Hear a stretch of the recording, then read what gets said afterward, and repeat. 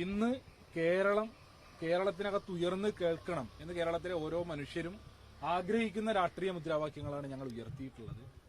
ഈ മുദ്രാവാക്യങ്ങളെ, രാഷ്ട്രീയ ചോദ്യങ്ങളെ ഈ വിധത്തിൽ ചാൻസലർ ഭയപ്പെടുന്നുണ്ട് എങ്കിൽ അദ്ദേഹത്തിന് കാര്യമായിട്ടുള്ള എന്തെല്ലാമൊക്കെയോ തകരാറുണ്ട് എന്നുള്ളതാണ് കാണാൻ വേണ്ടി കഴിയും.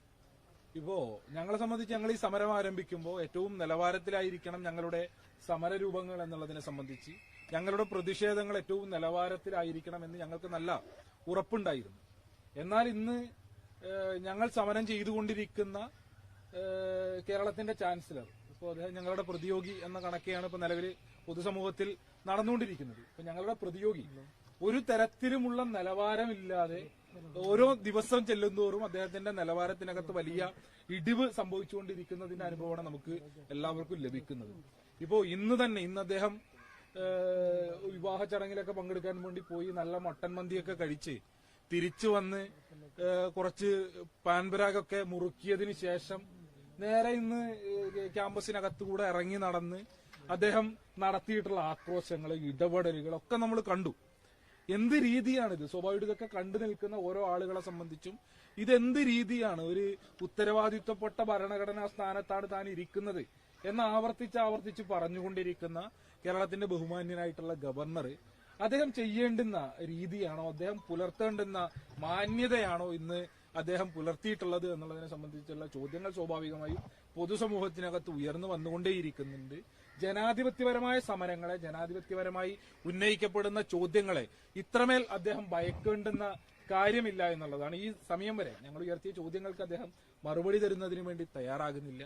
അദ്ദേഹം ഇപ്പോഴും ഇന്നലെ മാധ്യമങ്ങളെ കണ്ട ഘട്ടത്തിൽ ആവർത്തിച്ച് ചോദിച്ചത് ഞാൻ എന്തിന് ഈ ക്രിമിനലുകൾക്ക് മറുപടി കൊടുക്കണം എന്നുള്ളതിനെ സംബന്ധിച്ചാണ്. ഞങ്ങളെ സംബന്ധിച്ച് അല്ലെങ്കിൽ ഈ സമരത്തിൽ അണിനിരന്നുകൊണ്ടിരിക്കുന്ന ആളുകൾ എന്നുള്ളത് ഈ സംസ്ഥാനത്തിനകത്തെ വിദ്യാർത്ഥികളാണ്. അദ്ദേഹം ചാൻസലറായിരിക്കുന്ന സർവകലാശാലകളിൽ പഠിച്ചുകൊണ്ടിരിക്കുന്ന വിദ്യാർത്ഥികളാണ്. ഞങ്ങൾക്ക് അദ്ദേഹം മറുപടി തന്നേ തീരൂ. ഞങ്ങൾക്കെന്നല്ല, കേരളത്തിലെ ഓരോ മനുഷ്യന്റെയും ചോദ്യത്തിനും മറുപടി തരുന്നതിന് വേണ്ടിയുള്ള ബാധ്യസ്ഥത കേരളത്തിലെ സർവകലാശാലകളുടെ ചാൻസലർക്കുണ്ട്. അദ്ദേഹം ഈ വിവിധ സെനറ്റുകളിലേക്ക് നടത്തിയിട്ടുള്ള നോമിനേഷൻ ചാൻസലർ എന്ന പദവിക്കകത്തിരുന്നു കൊണ്ടാണ്. ചാൻസലറാണ് നോമിനേറ്റ് ചെയ്തിട്ടുള്ളത്. ചാൻസലർ പദവിയിൽ അദ്ദേഹത്തെ ഇരുത്തിയിട്ടുള്ളത് കേരളത്തിലെ ജനങ്ങൾ തെരഞ്ഞെടുത്ത നിയമസഭ പാസാക്കിയിട്ടുള്ള സർവകലാശാല ആക്ട് പ്രകാരമാണ് സർവകലാശാലകളുടെ ചാൻസലർ പദവിയിൽ ഇരിക്കുന്നത്. അങ്ങനെ കേരള നിയമസഭ പാസാക്കിയ ആക്ട് പ്രകാരം സർവകലാശാലകളുടെ ചാൻസലർ പദവിയിലിരുന്ന് ആ പദവിയിലിരുന്ന് അദ്ദേഹം ചെയ്തുകൊണ്ടിരിക്കുന്ന, അദ്ദേഹം തന്നെ അവകാശപ്പെടുന്നത് പോലെ കാവ്യവൽക്കരണ ഇടപെടലുകൾ, ആ ഇടപെടലുകളുമായി ബന്ധപ്പെട്ട് സമൂഹത്തിനകത്ത് ഉയരുന്ന ചോദ്യങ്ങൾക്ക് മറുപടി പറയുന്നതിന് വേണ്ടിയുള്ള ഉത്തരവാദിത്വം അദ്ദേഹത്തിനുണ്ട്. അദ്ദേഹം ആവർത്തിച്ച് മനസ്സിലാക്കേണ്ടുന്നത് രാജ്ഭവനകത്തിരിക്കുന്നുണ്ട് എന്നതുകൊണ്ട് രാജാവാണ് താൻ എന്ന ധാരണയാണ് അദ്ദേഹത്തിന്. ഇത് ജനാധിപത്യ രാജ്യമാണ്. ജനാധിപത്യ രാജ്യത്തിനകത്ത്, ജനാധിപത്യ കേരളത്തിനകത്ത് ജനാധിപത്യ ചോദ്യങ്ങൾ ഉയരും, ജനാധിപത്യ സമരങ്ങൾ ഉയരും. ആ ചോദ്യങ്ങൾക്ക് മറുപടി പറയുന്നതിന് വേണ്ടിയുള്ള ഉത്തരവാദിത്വം അദ്ദേഹത്തിനുണ്ട്. മറുപടി പറയിക്കും എന്നുള്ളതാണ് കേരളത്തിന്റെ സമരചരിത്രം. ഈ ഗവർണർ വന്ന സമയത്ത് തന്നെ നിങ്ങളുടെ സമരം നേരത്തെ പ്രഖ്യാപിച്ചിരുന്നു. ഗവർണർ ചോദിച്ച ചോദ്യം, എവിടെ ഞാൻ വരുന്ന വഴിക്ക് എവിടെയും പ്രതിഷേധം കണ്ടില്ലല്ലോ, ഒരു എസ്എഫ്ഐക്കാരെയും കണ്ടില്ലെന്ന തരത്തിലാണ് അദ്ദേഹം പരാമർശിച്ചത്. അതായത് അദ്ദേഹത്തിന്റെ സമരം നടന്നായിട്ട് അദ്ദേഹത്തിന് അറിവില്ലാന്നുള്ള തരത്തിലായിരുന്നു അദ്ദേഹത്തിന്റെ പരാമർശം. അല്ല, അദ്ദേഹത്തിന്റെ ഓരോ പ്രതികരണവും ഇപ്പൊ ഞാൻ നേരത്തെ തന്നെ പലയാവർത്തി പറഞ്ഞു. ഞങ്ങൾ ഈ സമരം ആരംഭിക്കുമ്പോൾ ഞങ്ങൾക്ക് പ്രധാനപ്പെട്ട ഒരു ചുമതല വഹിക്കുന്ന ചാൻസലർ പദവിയിലിരിക്കുന്ന ആളുമായാണ് ഞങ്ങൾ സമരം ചെയ്യുന്നത് എന്നുള്ളതിനെ സംബന്ധിച്ച് ഞങ്ങൾക്ക് വലിയ ആശങ്ക ഉണ്ടായിരുന്നു. എന്നാൽ ഈ ഘട്ടമെത്തുമ്പോൾ ചാൻസലറുടെ പോയിട്ട് ഞങ്ങൾ ഈ കഴിഞ്ഞ ദിവസങ്ങളൊക്കെ പറഞ്ഞിരിക്കുന്നത് പോലെ ചില തമാശ ചിത്രങ്ങളിലെ നാലാംകിട ഗുണ്ടാ കഥാപാത്രങ്ങൾ പോലെ തമാശ കഥാപാത്രമായിട്ട് അയാൾ മാറിക്കൊണ്ടിരിക്കുകയാണ്. അദ്ദേഹത്തിന്റെ ചോദ്യങ്ങളുമായി ബന്ധപ്പെട്ട് ഇപ്പോ ഇദ്ദേഹം നടത്തിക്കൊണ്ടിരിക്കുന്ന വെല്ലുവിളികൾ ഇന്ന് ഈ ക്യാമ്പസിനകത്ത് ഇന്നലെ മുതൽ 4 ജില്ലകളിൽ നിന്നുള്ള പോലീസ് ഫോഴ്സ് ഉണ്ട്. 4 ജില്ലകളിൽ നിന്നുള്ള പോലീസ് ഫോഴ്സിന്റെ ആയിരക്കണക്കിന് പോലീസുകാരുടെ നടുക്ക് നിന്നാണ് ഇദ്ദേഹം ഈ വെല്ലുവിളികൾ നടത്തിക്കൊണ്ടിരിക്കുന്നത്. ഇദ്ദേഹം എപ്പോഴും പറഞ്ഞുകൊണ്ടിരിക്കുന്ന എന്നെ വന്ന് അടിക്കുക, നിങ്ങൾ എന്നെ വന്ന് ആക്രമിക്കുക, എന്നെ അടിക്കുക എന്ന് ആവർത്തിച്ച് പറഞ്ഞുകൊണ്ടിരിക്കുക. ഇപ്പൊ ഇവിടെ ഒരു പോലീസിന്റെയും സഹായമില്ലാതെ, അല്ലെങ്കിൽ ഒരു പോലീസിന്റെയും സംരക്ഷണ കവചമില്ലാതെ ബഹുമാനപ്പെട്ട ചാൻസലർ ഇങ്ങോട്ട് കടന്നു വന്നു കഴിഞ്ഞാലും അദ്ദേഹത്തിന്റെ ദേഹത്തേക്ക് ഒരു കല്ലും ഞങ്ങൾ എറിയില്ല.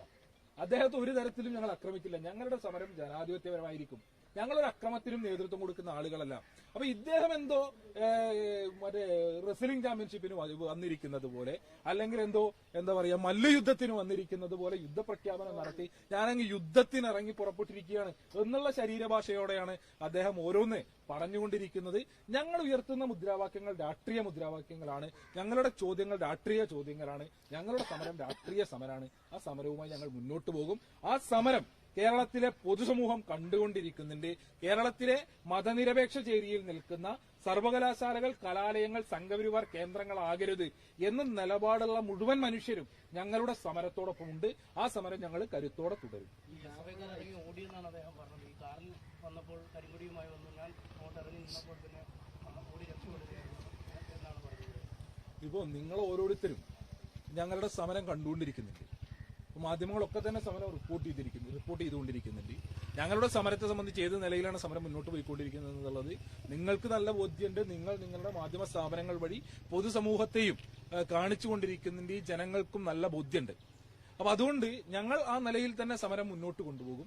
ഇദ്ദേഹം ലക്ഷ്യം വെച്ചുകൊണ്ടിരിക്കുന്നത്, ഇപ്പൊ ഇന്നലെ അദ്ദേഹത്തിന് നല്ല ഉദ്ദേശം ഉണ്ടായിരുന്നു, എങ്ങനെയും സമരക്കാർക്കിടയിലേക്ക് ഇറങ്ങുക, ഏതെങ്കിലും പ്രകോപനം സൃഷ്ടിച്ച് എങ്ങനെയെങ്കിലും സമരത്തെ അക്രമാസക്തമാക്കി മാറ്റുക. ആ ഒരൊറ്റ ലക്ഷ്യത്തോടെയാണ് ഇന്നലെ മുതൽ, അല്ലെങ്കിൽ കഴിഞ്ഞ കുറെ ദിവസങ്ങളായിട്ട് അദ്ദേഹം ശ്രമിച്ചുകൊണ്ടിരിക്കുന്നത്. ഇന്നലെ അദ്ദേഹത്തിന്റെ ശ്രമം നടന്നില്ല. അപ്പൊ അതിന്റെ ഒരു തുടർച്ചയാണ് ഇപ്പൊ ഇന്ന് നമ്മൾ കണ്ടത്. ക്യാമ്പസിനകത്തൂടെ നടത്തിയിട്ടുള്ള ഷോ ഓഫ് നമ്മൾ കണ്ടത് അതിന്റെ തുടർച്ചയാണ്. ഇദ്ദേഹത്തെ പ്രതീക്ഷിക്കുന്നത് പോലെ അദ്ദേഹത്തെ ആക്രമിക്കുക എന്നുള്ളതല്ല ഞങ്ങളുടെ അജണ്ട. ഞങ്ങളുടെ രാഷ്ട്രീയ മുദ്രാവാക്യങ്ങൾ ഉയർത്തിപ്പിടിച്ചുകൊണ്ട് ഞങ്ങളുടെ സമരം ശക്തമാക്കി മുന്നോട്ട് കൊണ്ടുപോവുക എന്നുള്ളതാണ് ഞങ്ങളുടെ അജണ്ട. ഇതിനകത്ത് ഞങ്ങളെ സംബന്ധിച്ച് ഇദ്ദേഹത്തിന്റെ ഷോ വർക്കിന് അല്ലെങ്കിൽ കീലേരി അച്ചു നിലവാരത്തിൽ നടത്തിക്കൊണ്ടിരിക്കുന്ന വെല്ലുവിളികൾക്കോ കമന്റുകൾക്കോ മറുപടി പറയുന്നൊരു നിലവാരത്തിലേക്ക് എന്ത് തന്നെയാണെങ്കിലും ഇറങ്ങുന്നതിന് വേണ്ടി SFI ഉദ്ദേശിക്കുന്നില്ല. ഞങ്ങൾ ഏറ്റവും ശക്തമായി ഞങ്ങളുടെ സമരം തുടരുകയാണ്. ഈ സമരവുമായി ബന്ധപ്പെട്ട് ഇപ്പൊ യൂത്ത് കോൺഗ്രസും KSU ഒക്കെ സോഷ്യൽ മീഡിയ വഴി ഉന്നയിക്കുന്ന ഒരു ആരോപണം, ഈ KSUക്കാർക്കൊക്കെ പോലീസ് ക്രൂരമായ മർദ്ദനമേൽക്കുമ്പോൾ ഈ ആർഷോ അടക്കമുള്ള നേതാക്കന്മാരെ ഇന്നലെ പോലീസ് അറസ്റ്റ് ചെയ്തുകൊണ്ടുവന്ന് വീഡിയോ അടക്കം പങ്കുവച്ചിട്ടാണ് പ്രചാരണം നടന്നത്. അതായത് ഒരു അഡ്ജസ്റ്റ്മെന്റ് സമരം രീതിയിലാണ് നടത്തിയത്. പോലീസുകാർ നിങ്ങളെ കൂട്ടിക്കൊണ്ടുപോയ രീതിയൊക്കെ വിമർശിക്കുന്നുണ്ട്. അങ്ങനെ ഏതെങ്കിലും തരത്തിലുള്ള അഡ്ജസ്റ്റ്മെന്റ് ആണ് നടന്നത് യഥാർത്ഥത്തിൽ? ഇന്നലെ ഞങ്ങളുടെ സമരം ആരംഭിച്ച് ആദ്യം ക്യാമ്പസിനകത്ത് 1 മണിക്കൂറോളം നീണ്ടു നിൽക്കുന്ന നിലയുണ്ടായിരുന്നു. 1 മണിക്കൂറിന് മുകളിൽ സമയമെടുത്തു പോലീസിനെ സംബന്ധിച്ച് സമരത്തിലുണ്ടായിരുന്ന ആളുകളെ അറസ്റ്റ് ചെയ്ത് നീക്കുന്നതിന് വേണ്ടി.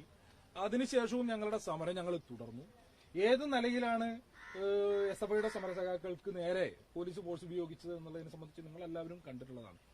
ഈ ഘട്ടത്തിൽ ഞങ്ങളുടെ നിരവധി സഖാക്കൾക്ക് അതിക്രൂരമായി പരിക്കേൽക്കുന്ന സാഹചര്യം ഉണ്ടായിട്ടുണ്ട്. ഇന്നലെ നിങ്ങൾ തന്നെ റിപ്പോർട്ട് ചെയ്താണ് ഞങ്ങളുടെ പ്രവർത്തകർക്ക് തലപൊട്ടി ചോരയൊലിച്ചുകൊണ്ടിരിക്കുന്ന SFI സഖാക്കളുടെ ദൃശ്യങ്ങൾ നിങ്ങളുടെ ചാനലുകളിലൂടെ തന്നെ പൊതുസമൂഹത്തിലേക്ക് എത്തിയിട്ടുള്ളതാണ്.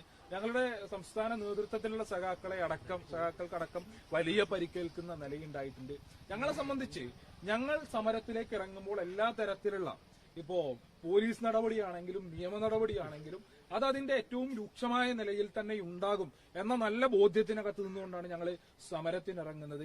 ഞങ്ങളെ സംബന്ധിച്ച് ഏത് അക്രമം ഉണ്ടായാലും ഏത് തരത്തിലുള്ള ഫോഴ്സ് ഉപയോഗപ്പെടുത്തിയാലും ഞങ്ങളുടെ സമര മുദ്രാവാക്യത്തിൽ നിന്ന് പുറകോട്ടില്ല എന്നുള്ളത് ഞങ്ങളുടെ ഒന്നാമത്തെ നിലപാട്. 2, നിലവിൽ കേരളത്തിനകത്ത് യൂത്ത് കോൺഗ്രസും KSUവും നടത്തിക്കൊണ്ടിരിക്കുന്നത് പോലെ ഒരു സമരവുമായി ബന്ധപ്പെട്ട് പോലീസ് ആക്ഷൻ ഉണ്ടായാൽ അല്ലെങ്കിൽ ഈ പറഞ്ഞ പോലെ കേസെടുക്കുന്ന സാഹചര്യം ഉണ്ടായാൽ അയ്യോ ഞങ്ങളെ ആക്രമിക്കുന്നു എന്ന് പറഞ്ഞ് കരഞ്ഞു പോകുന്ന ഒരു നില എന്തായാലും ഞങ്ങൾ സ്വീകരിക്കില്ല. കാരണം ഞങ്ങളെ സംബന്ധിച്ച് ഇതിനേക്കാളൊക്കെ എത്രയോ വലിയ സമരമുഖങ്ങളിലൂടെ സഞ്ചരിച്ച സംഘടനയാണ് SFI. നമുക്കറിയാം കോഴിക്കോട് ജില്ലക്കകത്ത് നിങ്ങൾക്ക് ഓർമ്മയുണ്ടാകും, SFIയുടെ സമരത്തിന് നേരെ UDF ഭരണകാലത്ത് SFIയുടെ സമരത്തിന് നേരെ പോലീസ് വെടിയുതിർത്ത അനുഭവം കാഴ്ച നിങ്ങൾക്കൊക്കെ ഓർമ്മയുണ്ടാകും. ആ നിലയിൽ തന്നെ SFI സമരങ്ങളെ കഴിഞ്ഞ UDF മിനിസ്ട്രിയുടെ സമയത്ത് എങ്ങനെയായിരുന്നു നേരിട്ടത് എന്നുള്ളത് നമ്മുടെ മുൻപിൽ അനുഭവമുണ്ട്. പാഠപുസ്തകവുമായി ബന്ധപ്പെട്ട് പഠിക്കാൻ പാഠപുസ്തകം ആവശ്യപ്പെട്ടുകൊണ്ട് സമരം ചെയ്ത SFI പ്രവർത്തകർക്ക് നേരെ ഇലക്ട്രിക് ലാത്തി പ്രയോഗിച്ച ആഭ്യന്തര വകുപ്പ് ഉണ്ടായിരുന്ന സംസ്ഥാനമാണ് കേരളം എന്നുള്ളത്.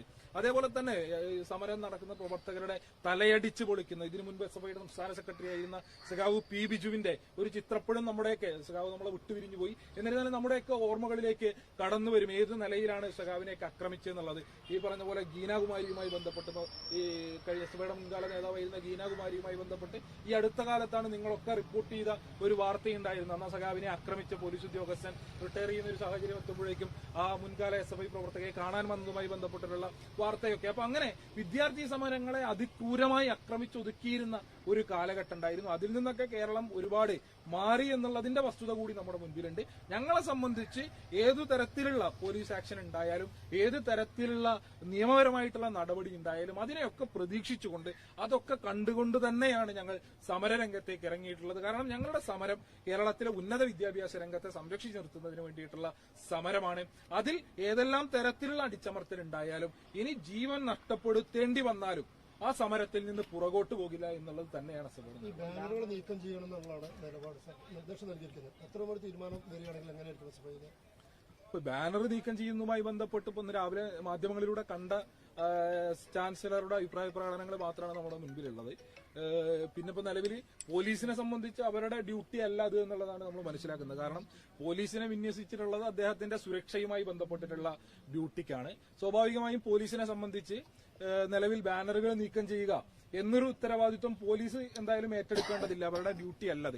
രണ്ട്, ഇത് സർവകലാശാല നീക്കം ചെയ്യുക എന്നുള്ളതാണ്. സർവകലാശാലയെ സംബന്ധിച്ച് ഇന്ന് ഞായറാഴ്ച ദിവസമാണ്. എന്തായാലും സർവകലാശാല ആ നിലയ്ക്ക് ഒഫീഷ്യലായിട്ടുള്ള ഒരു തീരുമാനം എടുക്കാൻ വേണ്ടി ഇന്ന് എന്തായാലും കഴിയില്ല, നാളെ കഴിയൂ. ഇനി അങ്ങനെ ഒരു തീരുമാനത്തിലേക്ക് വന്നു കഴിഞ്ഞാൽ ഒരു കാരണവശാലും SFI അത് അനുവദിക്കില്ല. കാരണം ജനാധിപത്യപരമായിട്ടാണ് ഞങ്ങൾ ഞങ്ങളുടെ ബാനറുകൾ സ്ഥാപിച്ചിട്ടുള്ളത്. അതിൽ രാഷ്ട്രീയ മുദ്രാവാക്യമാണ്. അത് ഈ ക്യാമ്പസിനകത്തുകൂടെ പോയാൽ നിരവധിയായിട്ടുള്ള ബാനറുകളും പ്രചരണ വസ്തുക്കളൊക്കെ കാണാൻ വേണ്ടി കഴിയും. ഇപ്പോ ആ കവാടത്തിലേക്ക് കയറി വരുമ്പോ ചാൻസലർ നാളെ പങ്കെടുക്കാൻ വേണ്ടി പോകുന്നത് RSSന്റെ പരിപാടിക്കകത്താണ്. ഭാരതീയ വിചാര കേന്ദ്രത്തിന്റെ പരിപാടിയുമായി ബന്ധപ്പെട്ടാണ് നാളെ ചാൻസലർ പങ്കെടുക്കാനിരിക്കുന്നത്. ഭാരതീയ വിചാര കേന്ദ്രത്തിന്റെ പരിപാടിയുമായി ബന്ധപ്പെട്ടിട്ടുള്ള ആർച്ച് സർവകലാശാലയുടെ മുന്നിൽ നമുക്ക് കാണാൻ വേണ്ടി കഴിയും.